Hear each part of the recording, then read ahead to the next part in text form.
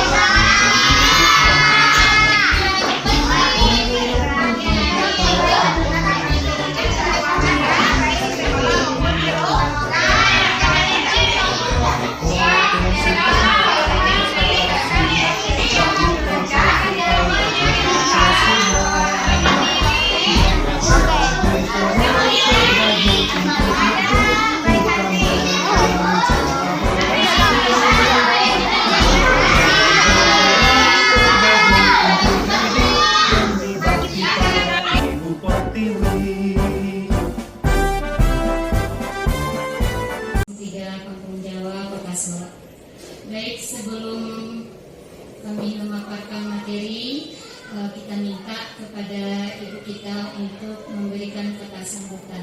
Kepada Ibu kami persilakan.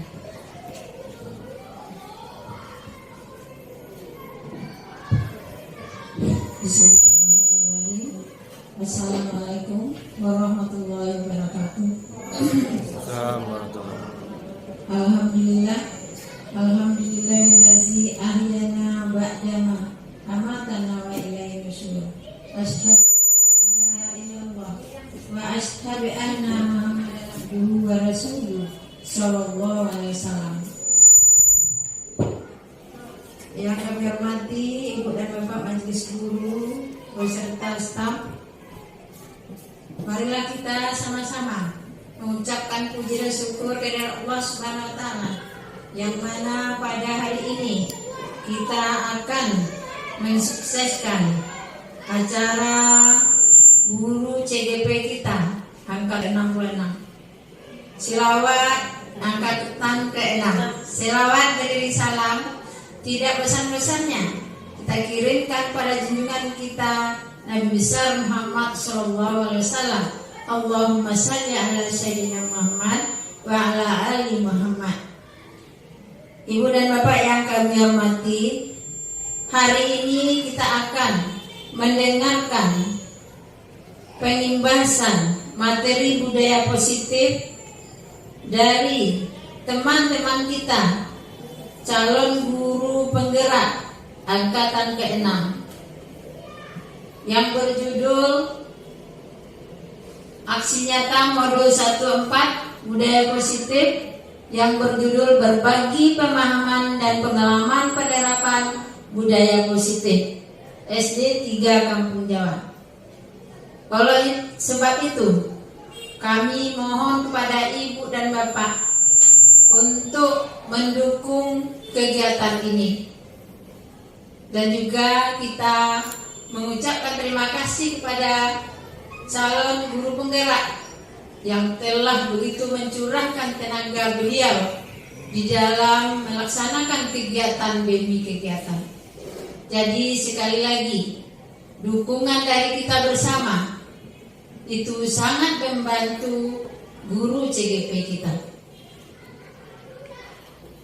Mudah-mudahan pada hari ini semuanya kita berdoa, semoga guru CGP kita di dalam melaksanakan aksi nyata ini terlaksana dengan baik dan sukses.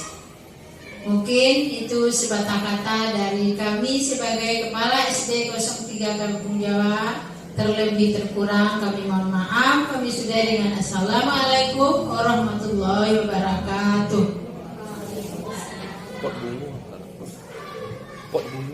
Baik, Bapak Ibu, kami akan masuk ke materi tentang budaya positif. Sebelumnya, ini calon guru penggerak angkatan ke-6, saya sendiri Sylvia Wulandari, kemudian Ibu Welvia Rosa akan memaparkan materi tentang budaya positif. Sebelumnya kami ucapkan selamat datang para guru hebat. Mari kita belajar bersama, berkolaborasi, saling mendukung demi mewujudkan budaya positif di sekolah kita. Untuk materi tentang budaya positif ini ada beberapa konsep utama yang sudah kami rancang.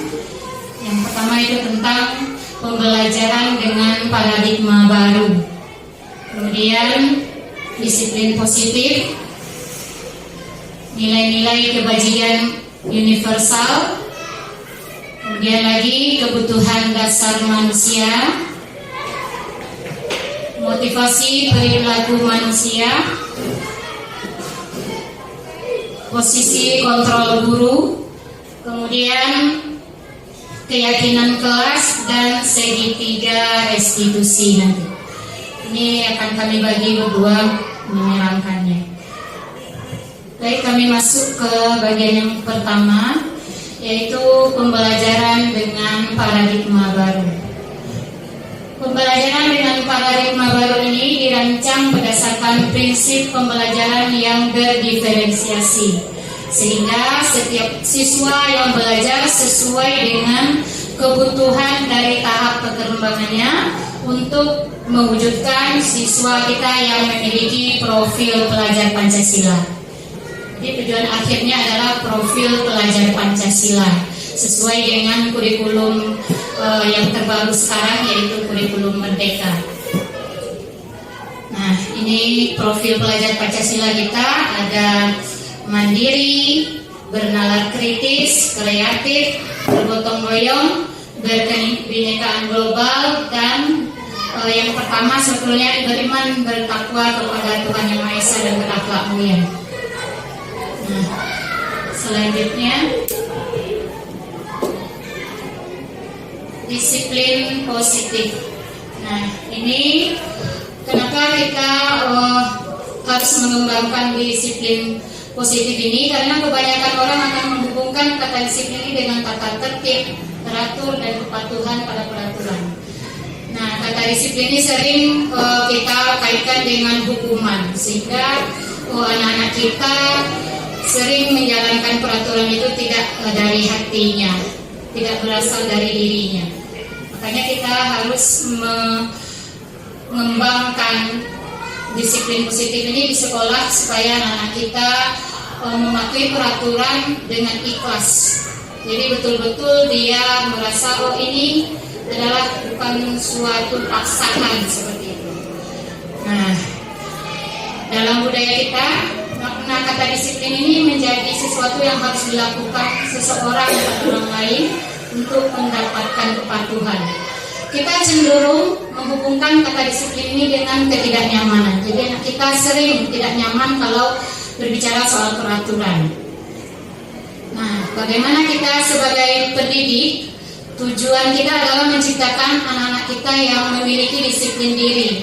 Nah, sehingga mereka bisa berperilaku dengan mengacu pada nilai-nilai kebajikan universal dan memiliki motivasi intrinsik. Artinya dari dalam dirinya, bukan ekstrinsik, takut kena hukuman lah, takut kena ancaman dari guru, atau mungkin takut tidak disukai oleh orang lain karena tidak menjadi siswa yang patuh. Nah, itu yang akan kita wujudkan nantinya, insya Allah. Nah, disiplin positif ini merupakan salah satu cara penerapan disiplin yang bertujuan untuk menumbuhkan kesadaran. Sadar anak-anak kita bahwa disiplin itu sangat dibutuhkan untuk mereka sampai dewasa nantinya. Dan juga nanti bisa memberdayakan anak kita untuk melakukan sesuatu tanpa mengharapkan imbalan. Jadi disiplin ini jangan nanti anak kita mengharapkan imbalan, penghargaan, atau hadiah maupun sogokan. Dan atau mungkin yang lebih ekstrimnya takut dengan ancaman dan juga hukuman. Karena kita sering seperti itu. Saya pribadi sebelum belajar di guru penggerak ini sering seperti itu, dengan ancaman atau memberikan hadiah. Ternyata Bapak Ibu, setelah kami mempelajari modul 1.4 budaya positif ini, pemberian hadiah juga bisa nanti sebuah ancaman sebetulnya kepada anak-anak kita, karena mereka dalam melakukan sesuatu itu bukan dari diri mereka, tapi mengharapkan imbalan. Nah, jadi itu kan tidak baik kepada anak-anak kita. Banyak nanti dampak positifnya. Apalagi takut. Nah, takut itu sering ya kita lakukan, terutama diri saya sendiri sebelum belajar modul budaya positif ini sering sekali diancam dulu anak. Ini kalau nanti selesai tugas, ini nanti kamu tidak boleh ini. Sebetulnya itu tidak baik untuk anak kita. Jadi kita harus betul-betul menuntun anak kita supaya motivasi intrinsiknya tadi, motivasi dari dalam dirinya tadi timbul, bukan motivasi ekstrinsik dari luar, karena takut atau karena ingin imbalan atau hadiah segala macam.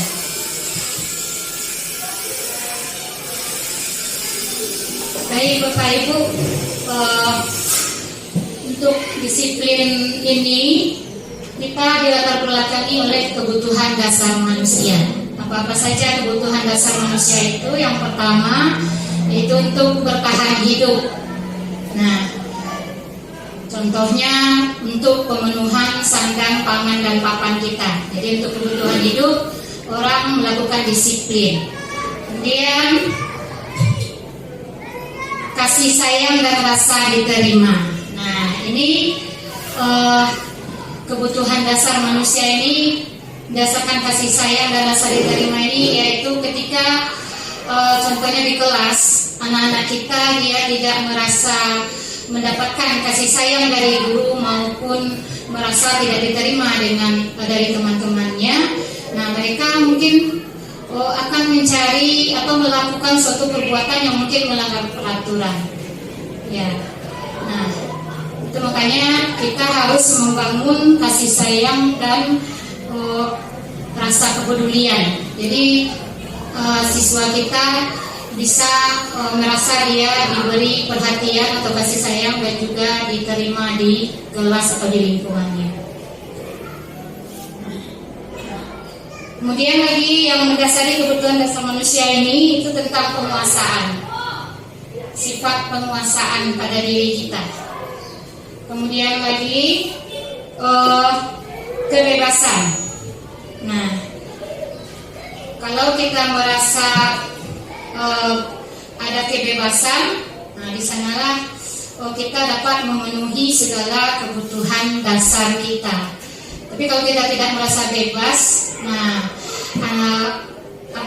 kita mungkin tidak akan menjadi manusia yang betul-betul menyadari bagaimana kita bersifat disiplin atau menghargai orang lain. Jadi kebebasan itu bukan bebas yang sebebas-bebasnya, tidak, tapi kita juga harus menghargai kebebasan orang lain, memahami, menghargai kebebasan orang lain. Kemudian yang mendasari kebutuhan dasar manusia ini yang terakhir yaitu kesenangan. Apabila seseorang merasa senang, merasa bahagia, nah insya Allah apa yang menjadi tujuan dalam hidupnya akan terwujud dengan baik. Selanjutnya nilai-nilai kebajikan. Nilai-nilai kebajikan adalah sifat-sifat positif manusia dan merupakan tujuan mulia yang ingin dicapai setiap individu. Nah, nilai-nilai tersebut kalau di dalam membuat sebuah disiplin positif, kita harus memiliki nilai-nilainya yang bersifat universal atau umum, ya, dan tidak mengandung unsur keretakan, ya, perpecahan suku bangsa. Jadi harus lintas bahasa, suku bangsa, agama maupun latar belakang.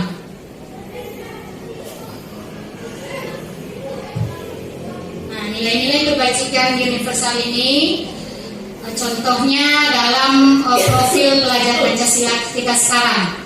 Ada beriman dan bertakwa kepada Tuhan Yang Maha Esa dan berakhlak mulia. Kemudian ada mandiri, ada bernalar kritis, berkebinekaan global, kemudian bergotong royong atau nilai kerjasama, kemudian kreatif. Kemudian ada lagi nilai-nilai yang lain yang ada di dalam organisasi-organisasi yang sudah mendunia. Ini kami ambil. Yang pertama itu ada empati, ada antusias, ada nilai menghargai, kemudian kejujuran, kemudian baik dan rendah hati. Ada lagi tidak merendahkan orang lain. Kemudian keluasan atau fleksibilitas, kemudian toleransi, tanggung jawab, dan bersahaja.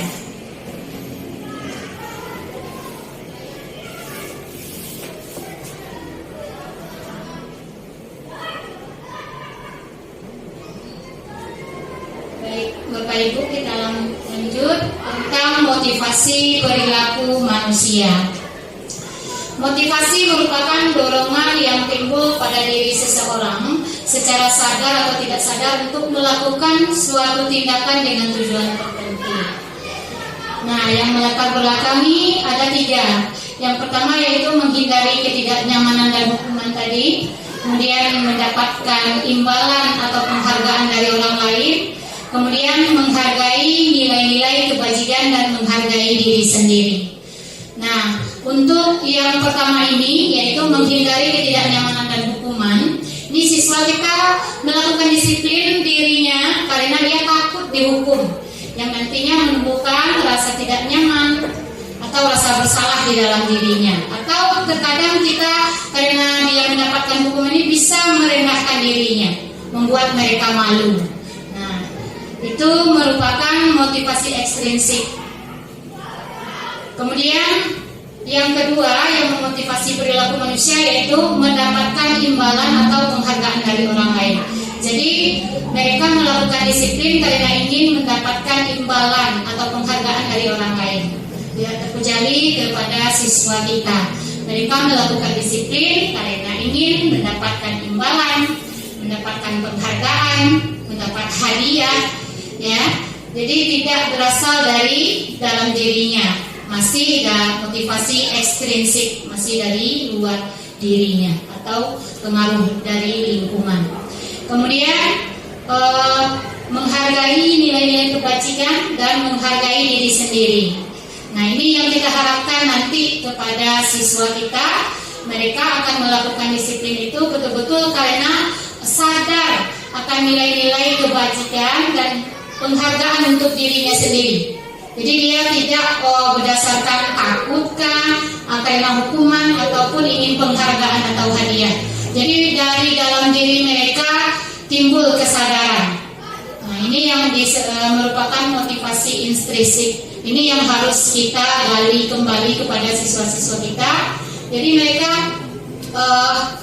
tidak takut ataupun merasa bersalah nantinya atau merasa malu karena dihukum, tapi betul-betul sadar bahwa ketika melakukan disiplin ini berguna untuk dirinya sendiri. Jadi kalau mereka sadar dari sekolah dasar ini, mudah-mudahan nanti sampai dewasa mereka akan menjadi orang dewasa yang melakukan disiplin positif dan mampu menyumbangkan atau memengaruhi ke orang lain.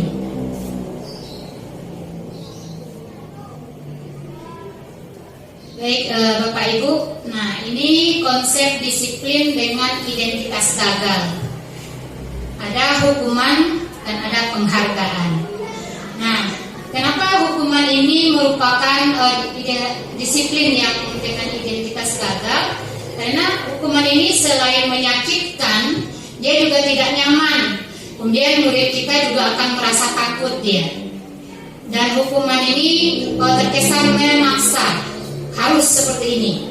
Nah, itu yang sering kita lakukan selama ini. Termasuk diri saya sendiri juga sering melakukan ini. Mudah-mudahan kedepannya kita bisa lebih baik lagi untuk mengarahkan disiplin anak-anak kita. Kemudian lagi dengan adanya hukuman ini, murid-murid kita dia juga nanti akan menyembunyikan kesalahannya. Karena dia sudah melakukan kesalahan, takut dihukum, nah dia akan berbohong. Nah, itu yang akan diakibatkan dari hukuman ini. Kemudian selain itu murid kita juga akan menjadi rendah diri. Kadang dia merasa marah karena mungkin terlalu kita marahi ya dengan kata-kata yang tidak baik, yang menyinggung hatinya. Jadi marahnya terpendam kepada kita. Nah, kemudian ada yang merasa bersalah. Ada rasa bersalah dalam dirinya dan kemudian dia terkadang karena mendapatkan hukuman jadi mengasingkan diri. Dan mungkin karena ketertawaan teman-temannya tadi dapat hukuman, akhirnya dia kurang bergaul, mengasingkan diri dari teman-temannya. Kemudian lagi yang paling fatalnya, murid-murid kita akan membenci peraturan itu sendiri. Padahal peraturan itu sangat diperlukan dalam kehidupan kita, supaya kehidupan kita lebih terarah, ya, menjadi lebih baik lagi. Kemudian konsep disiplin dengan identitas gagal ini yaitu penghargaan. Sebelum kami mempelajari modul 1.4 budaya positif ini, kami berpemahaman waktu itu bahwa penghargaan ini tidak tidak merupakan disiplin yang gagal awalnya. Tapi setelah kami pelajari, ternyata penghargaan ini juga bisa menggagalkan konsep disiplin itu sendiri. Kenapa sampai gagal? Karena ini penghargaan ini tidak efektif. Kemudian merusak hubungan atau sifat iri. Contohnya saja ketika kita dalam sistem perankingan pada kurikulum-kurikulum sebelumnya, kan ada itu juara 1, juara 2, juara 3. Jadi itu nanti akan menyebabkan sifat iri dari anak-anak kita. Kalau yang kami lihat kemarin-kemarin waktu kita sekolah ya, ada kelas unggulnya, kan seperti itu. Waktu dulu di SMP ya, ada kelas unggul, ada kelas yang semakin ada yang kelasnya yang ini anak yang nakal-nakal sehingga jadi terasing jadinya, sifat iri jadinya kepada teman. Jadi ketika bergaul bersosialisasi, ini kamu anak pintar ngapain main sama kami ini anak bodoh. Nah, seperti itu jadinya kalau sistem penghargaan ini. Kemudian mematikan kreativitas. Kenapa mematikan kreativitas? Karena anak-anak kita ini semuanya enggak dengan nilai akademik saja mereka bisa. Di nilai non akademik mereka mungkin punya potensi. Nah, tapi karena kita sudah melakukan sebuah penghargaan ini, apalagi tentang yang akademik, yang non akademik ini tidak jadi berkembang, tidak ada kreativitasnya lagi nanti. Kemudian yang ini tadi menghukum dengan sistem ranking tadi. Kemudian merampas hak menghargai dirinya. Kenapa kita bilang ini merampas hak menghargai dirinya?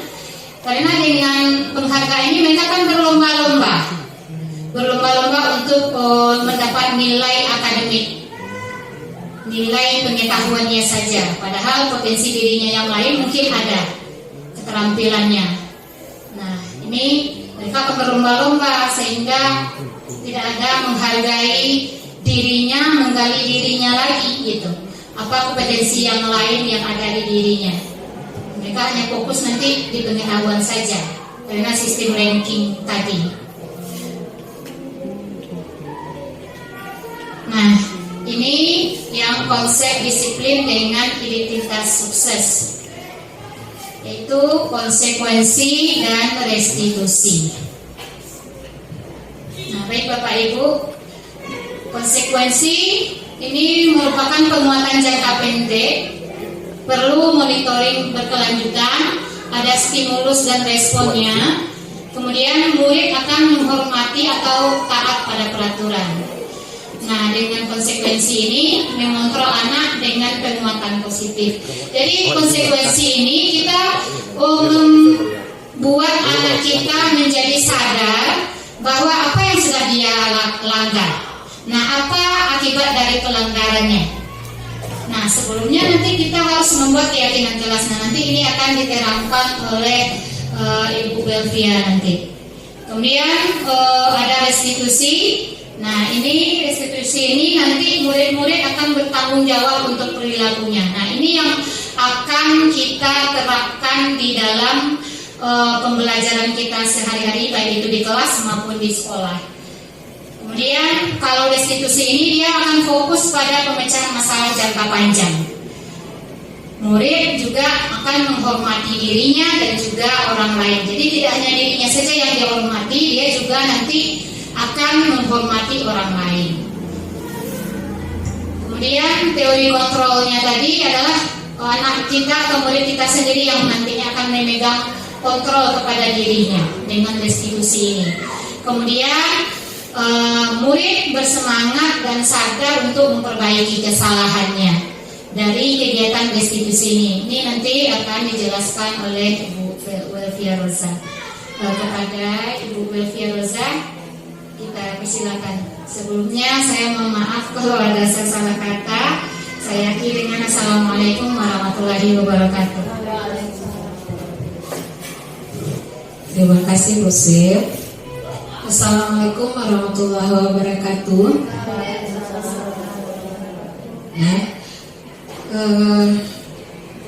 yang kita hormati Ibu Kepala Sekolah dan Ibu Bapak Majelis Guru. Baiklah, saya sambung pemaparan dari Bu Sylvia tadi. Konsep disiplin yang positif. Ada sebuah pendekatan yang disebut dengan pendekatan restitusi.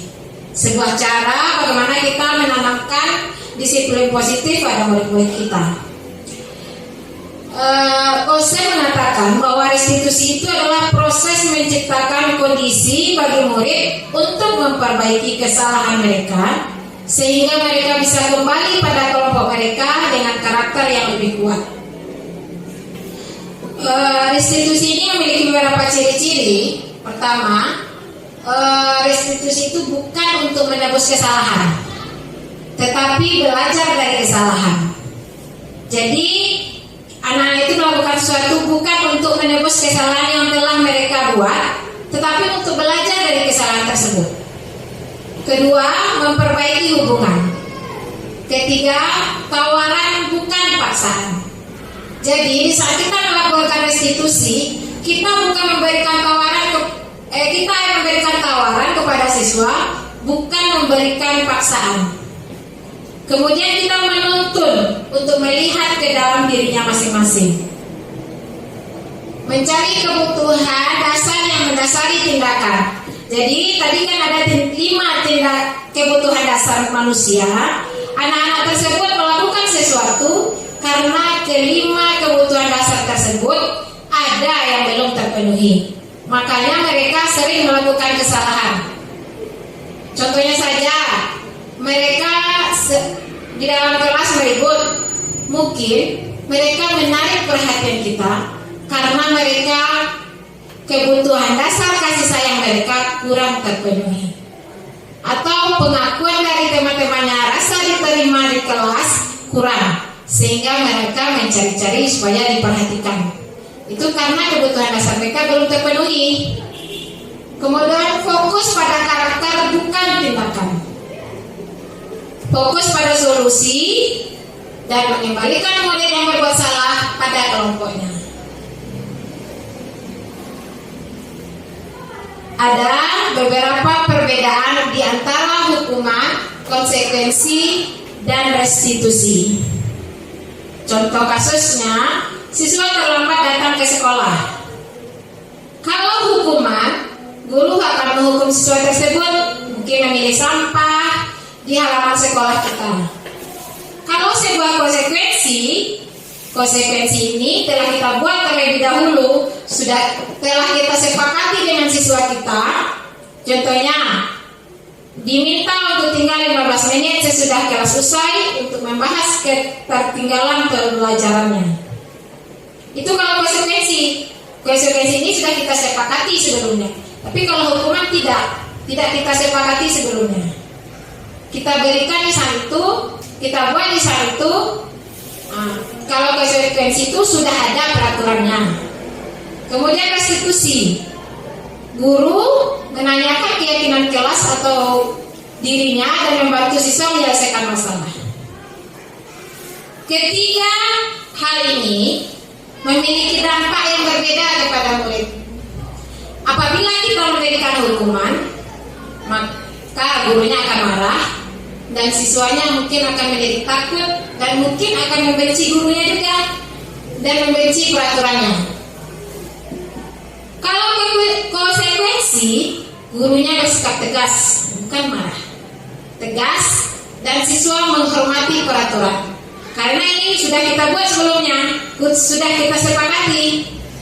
Kalau restitusi, guru terbuka dan siswa menghormati dirinya dan orang lain. Dan hal inilah yang ingin kita ciptakan di kelas dan di sekolah kita. Bagaimana kita bisa menerapkan pendekatan restitusi tersebut. Kita sebagai guru dalam melaksanakan kegiatan kita sehari-hari di sekolah dan dalam menanggapi sikap-sikap siswa kita apabila berbuat masalah, kita memiliki 5 posisi kontrol. Pertama, posisi kita itu sebagai penghukum. Kedua, pembatas bersalah. Ketiga, sebagai teman, keempat sebagai pemantau, dan kelima sebagai manajer. Kita, terutama saya mungkin selama ini mungkin masih berada di sebagai penghukum, pembuat rasa bersalah bagi siswa-siswa, dan mungkin sekali-sekali jadi teman. Belum mencapai titik posisi sebagai pemantau atau manajer. Kita belajar bersama untuk mencapai posisi supaya kita bisa menjadi posisi pemantau, minimalnya sebagai pemantau, dan yang paling efisiennya adalah sebagai manajer. Ini contoh penerapan 5 posisi kontrol. Contoh kalimat-kalimat yang digunakan guru saat menggunakan posisinya dalam saat siswa melakukan sesuatu. Contohnya, kalau menghukum, kita akan berkata kepada murid kita, patuhi aturan saya atau awas.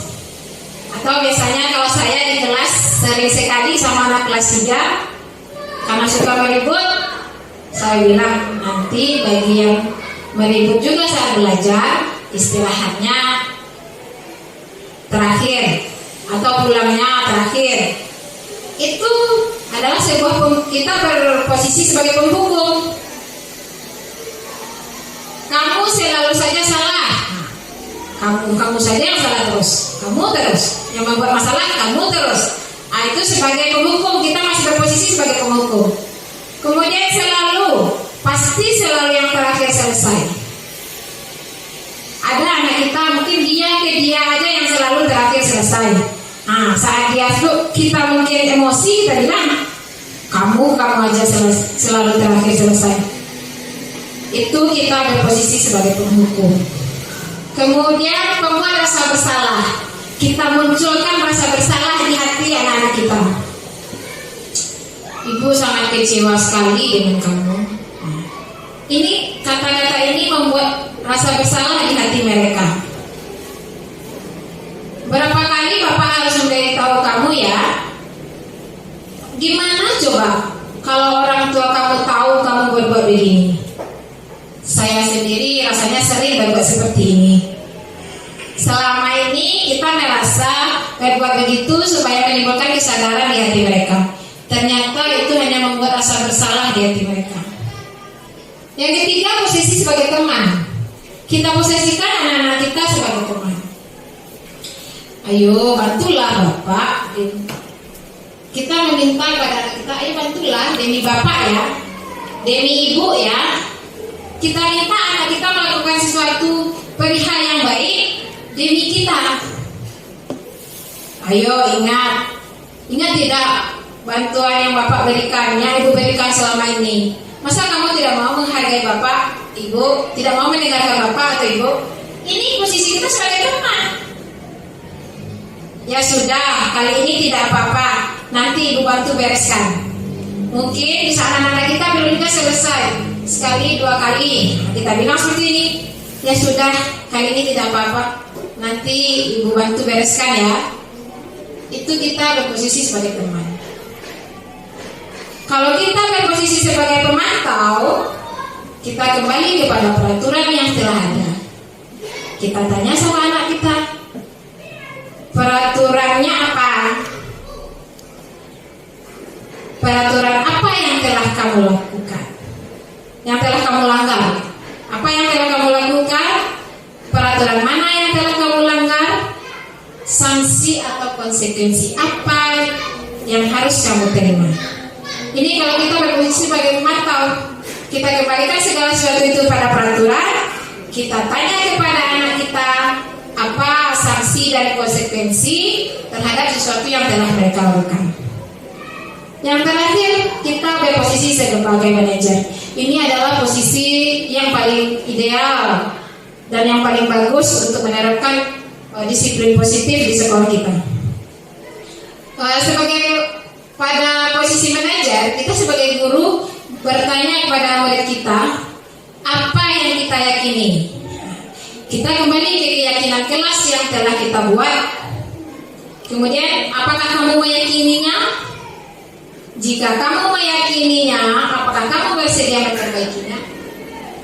Kita tanya anak kita, jika kamu memperbaiki ini, hal ini menunjukkan apa tentang dirimu? Apa rencana kamu untuk memperbaiki hal ini? Jadi kita tanya dirinya. Kita tidak mengatakan kamu salah, kamu telah melakukan ini hukumannya. Tidak. Sebagai manajer ini, kita gali dari dia sendiri apa yang telah dilakukannya, kesalahan apa yang dilakukan, bagaimana memperbaikinya, dan hal apa yang menunjukkan tentang dirinya, dan rencana apa yang akan dilakukan selanjutnya. Inilah 5 posisi kontrol yang ada pada guru. Untuk supaya kita bisa berposisi sebagai manajer, kita di dalam kelas harus membuat sebuah keyakinan kelas. Mungkin selama ini kita sudah buat di kelas kita mengenai peraturan kelas, atau mungkin juga kesepakatan kelas. Mengapa sekarang harus keyakinan kelas? Mengapa tidak peraturan kelas saja? Nilai-nilai, contohnya nilai-nilai keselamatan seperti penggunaan helm dalam berkendaraan, dan nilai-nilai kesehatan seperti memakai masker dan mencuci tangan. Inilah yang kita sebut sebuah keyakinan, yaitu nilai-nilai kebajikan universal yang disepakati secara tersirat maupun tersurat. Keyakinan, nilai-nilai yang terletak pada sebuah kesepakatan yang dibuat. Nilai-nilai kebajikan menekankan pada keyakinan seseorang dari dalam. Seseorang akan lebih tergerak dan bersemangat untuk menjalankan keyakinannya daripada hanya sekedar mengikuti serangkaian peraturan tertulis tanpa makna.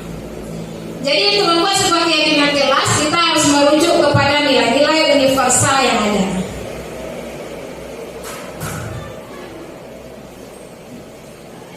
Cara kita pembentukan keyakinan kelas. Keyakinan kelas ini bersifat lebih abstrak daripada peraturan yang lebih rinci dan konkret. Keyakinan kelas berupa pernyataan universal. Keyakinan kelas senantiasa dibuat dalam bentuk positif. Contoh, kalimat negatifnya mungkin kita jangan berlari di kelas atau koridor. Kalimat positifnya, berjalanlah di kelas atau koridor. Keyakinan kelas hendaknya tidak terlalu banyak, sehingga mudah diingat dan dipahami oleh semua warga kelas. Keyakinan kelas sebenarnya sesuatu yang dapat diterapkan di lingkungan tersebut. Semua warga kelas hendaknya ikut berkontribusi dalam pembuatan keyakinan kelas lewat kegiatan curah pendapat. Bersedia meninjau kembali keyakinan kelas dari waktu ke waktu.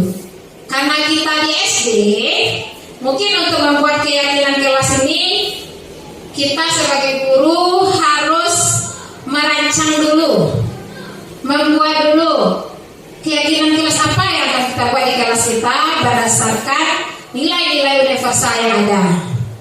Contoh saja mungkin menghormati atau menghargai. Di kelas kita harus saling menghargai sesama warga kelas, mulai dari guru sampai teman-teman kita. Kita harus punya rasa saling menghargai. Mungkin itu salah satu keyakinan yang kita buat di kelas kita. Atau kita punya keyakinan kelas disiplin datang tepat waktu. Disiplin datang tepat waktu, gitu. Kita buat keyakinan kelasnya bersama-sama. Kita pandu anak-anak kita karena anak-anak kita masih kecil. Dan setelah kita buat keyakinan kelas, setelah ada keyakinan kelas, kita bisa menerapkan sebuah yang namanya segitiga restitusi. Inilah penerapan pendekatan restitusi tadi. Kita terapkan dalam bentuk sebuah segitiga restitusi. Ini bisa kita jalankan apabila di kelas kita sudah memiliki keyakinan kelas. Setelah kita punya keyakinan keyakinan kelas seperti mungkin disiplin datang tepat waktu. Di saat anak-anak kita terlambat, kita bisa menerapkan segitiga restitusi.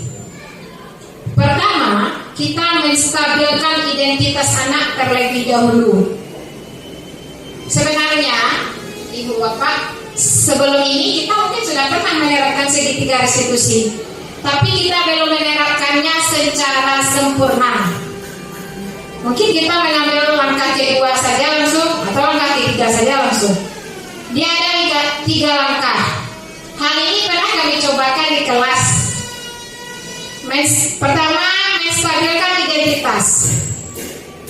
Kita panggil anak yang melakukan kesalahan, umpamanya anak yang sering terlambat. Kita panggil, kita tanya, kamu tahu kenapa dipanggil ke sini? Dengan nada yang bersahabat, bukan nada marah atau emosi. Kira kita jawab, yang kami cobakan, dia menjawab, tahu Bu, kenapa? Karena saya datang terlambat.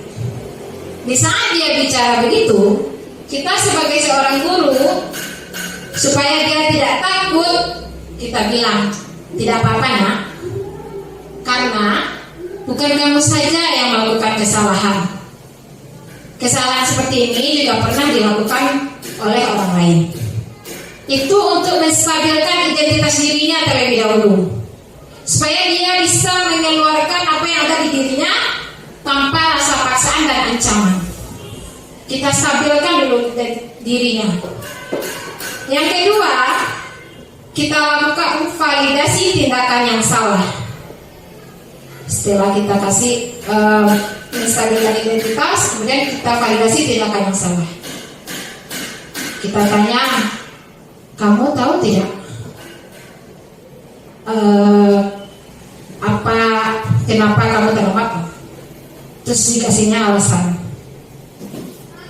Tentu kita tanya dia, kamu tahu kenapa terlambat? Kemudian kamu tentu punya alasan mengapa terlambat. Anak itu akan menjawab dengan jujur. Kalau kita menanyakannya dengan nada yang baik dan tidak penuh emosi. Kemudian yang ketiga, baru kita menanyakan keyakinan kelas yang telah kita buat. Kita tanya sama anak kita, nilai-nilai apa yang telah kita sepakati, keyakinan kelas apa yang telah kita sepakati. Kamu tahu keyakinan kelas mana yang kamu langgar? Dia akan menjawab tahu. Tentu dia tahu disiplin, datang tepat waktu Bu. Kita tanya lagi, apakah kamu bisa memperbaikinya? Apakah menurutmu disiplin, datang tepat waktu itu penting bagi dirimu? Itu di saat kita menanyakan keyakinan kelas yang telah dia langgar. Dan insya Allah kalau kita cobakan ini, mudah-mudahan anak-anak kita bisa menggali dirinya untuk melakukan disiplin positif tanpa takut ada ancaman atau hukuman yang akan mereka terima. Standar pendidikan nasional dalam penerapan program disiplin positif, hendaknya guru memiliki standar kepribadian, profesional, dan sosial yang baik, di mana guru mampu berefleksi pada posisi kontrolnya saat ini, bagaimana perjalanan dirinya sebagai seorang amo, posisi manajer yang menuntun murid-murid menjadi insan yang mandiri, merdeka, dan bertanggung jawab. Mudah-mudahan kita bisa menerapkan disiplin positif, terutama di kelas kita. Kemudian kalau di kelas kita sudah bisa, semoga juga bisa di sekolah kita. Kita sama-sama belajar. Kami juga belajar. Kami dapat ini di modul 1.4. Banyak hal-hal yang kami dapatkan yang membuat kami terkejut. Hal-hal yang menurut kita baik ternyata setelah dipelajari jauh dari kata baik. Mungkin hanya itu yang bisa kami sampaikan.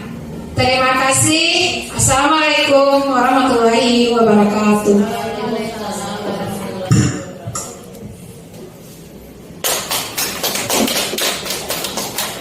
Baik Bapak Ibu, mungkin itu sedikit berbagi pemahaman dan pengalaman tentang penerapan budaya positif yang kami dapatkan selama belajar di program Guru Penggerak Angkatan 6 ini. Mudah-mudahan apa yang kami bagikan hari ini dapat bermanfaat dan dapat kita laksanakan di kelas kita, dan mampu merubah mindset kita sebagai seorang guru, di mana untuk mendisiplinkan anak kita tidak membutuhkan lagi hukuman ataupun penghargaan, tapi bagaimana kita membangun kesadaran diri siswa kita yang berasal dari dalam dirinya untuk melakukan disiplin secara sadar, dan dia tahu apa dampak bagi dirinya dan bagi orang lain. Mungkin itu saja. Kami mengucapkan maaf kalau ada salah kata. Kami akhiri dengan wabillahi taufiq wal hidayah. Assalamualaikum warahmatullahi wabarakatuh.